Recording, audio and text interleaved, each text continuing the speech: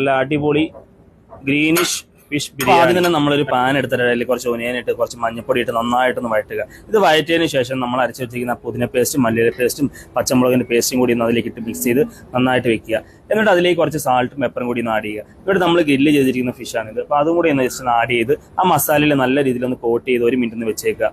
എന്നിട്ട് അതിലേക്ക് ശേഷം നമ്മൾ റൈസ് ആഡ് ചെയ്യുക. ഇതിപ്പോൾ ഞാൻ ബസ്മതി റൈസാണ് എടുത്തേക്കുന്നത്. 1 ഗ്ലാസ്സിന് 1.5 ഗ്ലാസ് വെള്ളം എന്നൊരു കണക്കിലാണ് ഞാൻ റൈസ് ചെയ്തിരിക്കുന്നത്.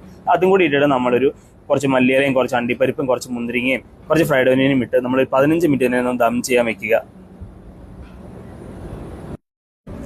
അപ്പോൾ ഇത് കാണുമ്പോൾ നിങ്ങൾ വിചാരിക്കുന്നുണ്ടെങ്കിൽ നമ്മുടെ ബിരിയാണി അവിടെ പോയെന്നല്ലേ. എന്നാൽ ഇതാണ് നമ്മുടെ ബിരിയാണി. കട്ട് ചെയ്ത് നോക്കിയാലോ നമുക്ക്. Happy birthday to you. ഇതാണ് നമ്മുടെ നല്ല അടിപൊളി ഗ്രീനിഷ് ഫിഷ് ബിരിയാണി. കണ്ടില്ലേ, ഇതാണ് ഫിഷ് ബിരിയാണി. ഒന്ന് കഴിച്ചു നോക്കാം നമുക്ക്.